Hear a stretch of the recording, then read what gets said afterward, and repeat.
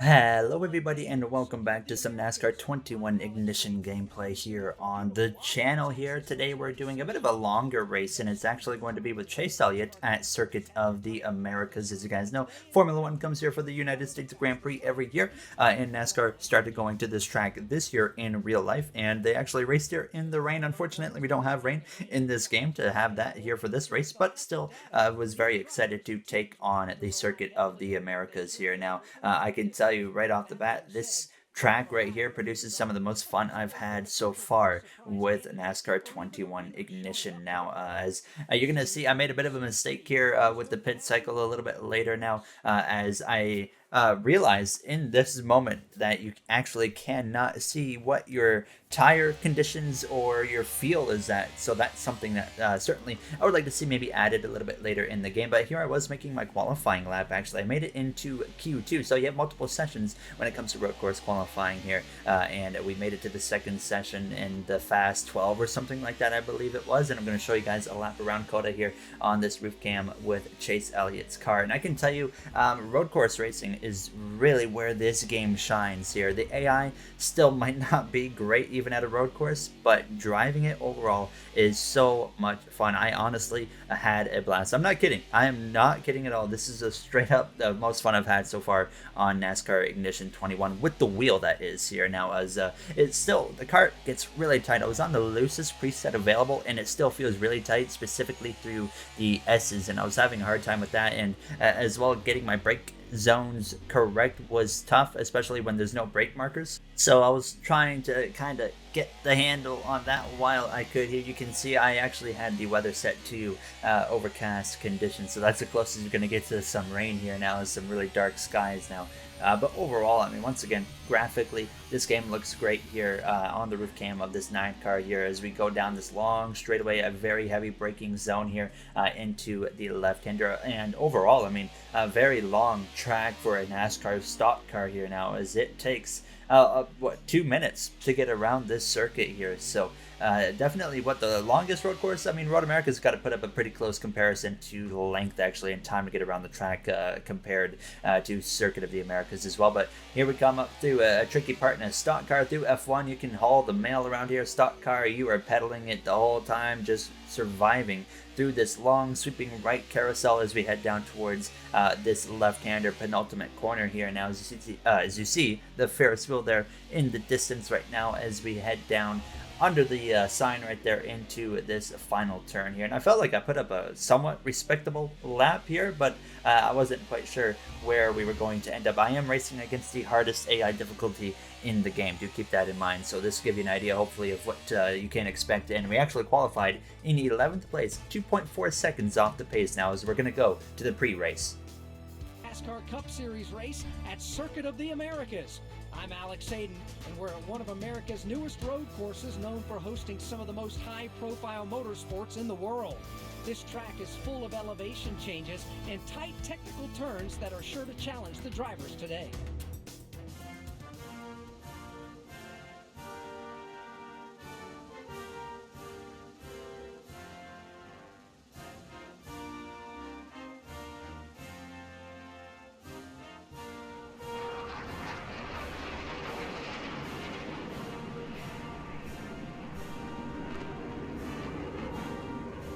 You can hear the excitement of the fans as the drivers get ready for the command.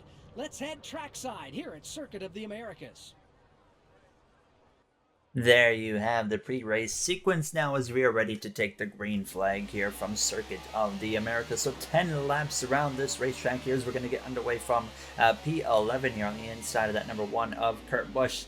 Keep in mind, like I said, there is no brake markers around this track, and quick little thing, if anyone at Motorsport Games ever happens to come across this video, would love if you could maybe just add some brake markers here at these road courses. I know the Indianapolis Motor Speedway road course has one for turn 1, but try to get one as many tracks as you can, please. That would be really helpful to not only myself, but to everybody in general, especially if we're not using the racing line. You can see here on lap 1, I'm struggling a little bit here with grip as well as running into people. The AI, it's better when it comes to road course racing, but it still definitely needs some polishing. Quite a bit of work here now, as you can see they check up really awkwardly in weird positions, and that ends up making me run into them because I'm not expecting them to check up where they are. So that's unfortunate, but I was starting to kind of get the hang of it here now with how these guys are going to react pretty quick now, as 10 laps around the circuit means we will have to make a pit stop now here, as we're going to try and lunge up the inside of that 48 of Alex Bowman behind the 4 of Harvick. But I actually let Bowman have the spot there because I didn't know if he was going to give me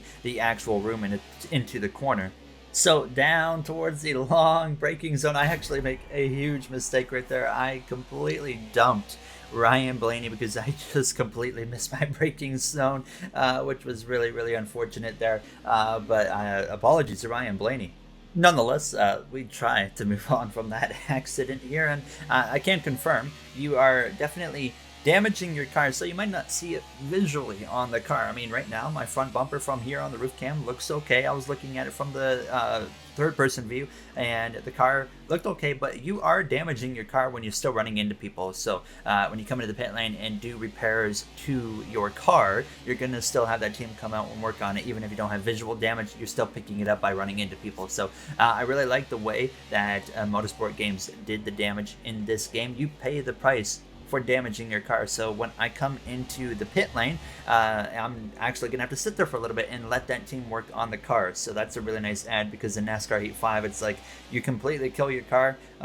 It might add 20 seconds or so to the kind of pit stop, but this game you're sitting there for quite a while, and it just adds to the fact that you cannot take those risks to run into people and whatnot. So I really do enjoy that, and you can damage your car a lot easier than you can in Heat 5, which is nice as well. So it doesn't take much to have to sit on the pit lane for a little bit of extra time to make some repairs to your car. Now to lap 4, you look in the right bottom of the screen, the fuel light has come on, and so we are close on fuel, and my spotter told me on right there coming to lap 4 that we have 5 laps of fuel left. Well, there's 7 laps to go. We cannot make it to the end of this race, so obviously we are going to have to come into the pit lane before this comes to an end. I just destroyed the 24 of William Byron. Like I mentioned, sometimes they check up at a weird spot where you don't really expect.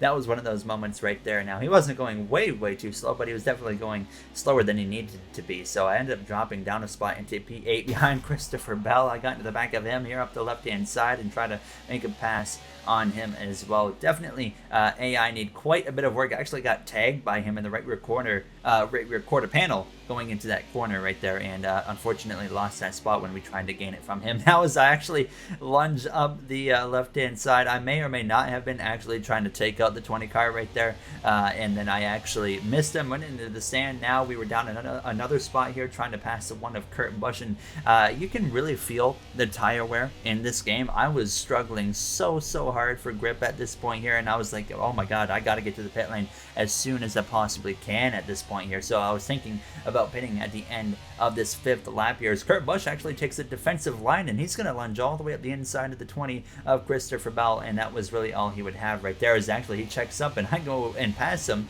in the grass right there as we went down the straightaway. So now at the end of lap 5, I would decide I was going to come in and make my pit stop. So I'm noticing as well with the AI, I don't know what it is, but they seem to not like to battle each other at road courses. They'll just kind of ride, as well as not only at road courses, but every other track in general. If I'm in front of a car, unless I make a really crucial mistake and go way offline, the AI, even if they're faster than me, they will just continue to ride about 3 to 4 car lengths behind me and not get any closer and not try to pass me. So another thing that definitely needs to be worked on, I think, in the future here, as that's quite a negative in my opinion there for the AI. Now, as you can see, smoke just pouring out of my car right there, and now one of the guys on the crew is going to come over and start working on it here, and I had selected in the pit menu to just do minimal damage repairs, and even minimal damage repairs kept us in the box for quite a bit of extra time here now as we just now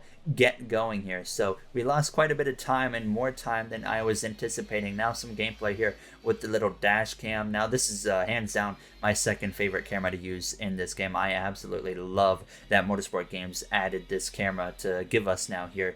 In the next video, I think I'm going to do an oval, and let me know what oval you guys would specifically like to see some gameplay on. And once again, I know you might be wondering, where is the career mode? First of all, we got to finish the NASCAR Heat 5 career mode. There's 4 episodes to go over there, so hopefully within about a week that will be done. But then as well, I want to see if any patches come out and add stages as well as playoffs to the game, because those are currently not in the game. So I don't want to start a career mode when we don't have the actual points format or system in the NASCAR game. So we'll see what happens here, and I will keep you guys on update about what's going on and whatnot. And we might have some more series coming to the channel. I think you're going to see a lot more Formula 1 content here as well, starting probably within the next week or so. Once we finish the NASCAR Heat 5 career mode, we can kind of calm down, take a step back, and then just start focusing in again on Ignition content, F1 content, and like I said, another potential series as well that I'm not going to talk about just yet because it's not fully working out yet, and I'm not sure exactly how it's gonna go. But I unfortunately here on lap 8 I was way behind because I had spent so much extra time on the pit lane. I'm not sure, I feel like there actually might have been no pit stops for the AI for some reason in this race, and maybe we could have made it to the end. Again, I slammed into the back of Truex once again, just braking too early there from the AI now, and it just catches you so off guard there. Now as the leader was already on the final lap, I'm side by side here in a battle with Martin Truex Jr. I can confirm now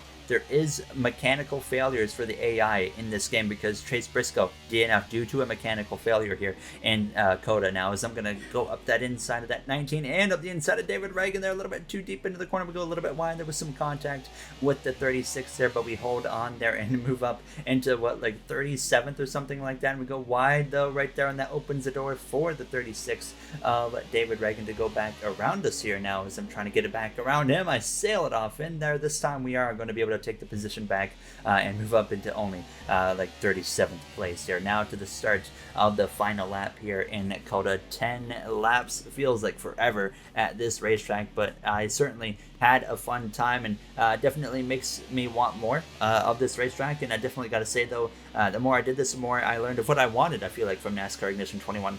The weather. I want the weather to change over the course of the race. I don't want it to be one specific setting. I want it to fluctuate. I want it to change the temperatures of the track so that alters the handling of the car. And obviously, I feel like if they can polish this game up, fix a bunch of the bugs that are currently plaguing this game, they will have a legitimate playable product on their hands here now that we can all enjoy. So I'm hopeful that they can pull that off. Of course, they got to get stages in the game. They have to get playoffs in the game. The actual point system and formats of these races must be in this game. They absolutely have to have those here before long. Now as we come through into this final sweeping right hand carousel here, trying to get a pass on the 62 of Brendan Gunn to at least get up into the top 35 before this race comes to a close. Now as we got sideways right there out of the carousel into the penultimate corner, I'm going to lunge up the left hand side there. They don't like to leave you a whole lot of room, so I just kind of squeeze my way through and up into P35 we go as we head down into the final turn. A solid race in terms of pace. It's just we messed up there with the pit stop and found ourselves all the way down to P35 instead of towards the top 10 finish. But nonetheless, I had a lot of fun here at Circuit of the Americas. It was certainly a blast this time around. And if you guys enjoyed, you know what to do. Let me know in the comments what tracks you would like to see a longer race at next, and I will certainly be down to try those out. So I'll see you guys in the next one. Have a great day, everybody.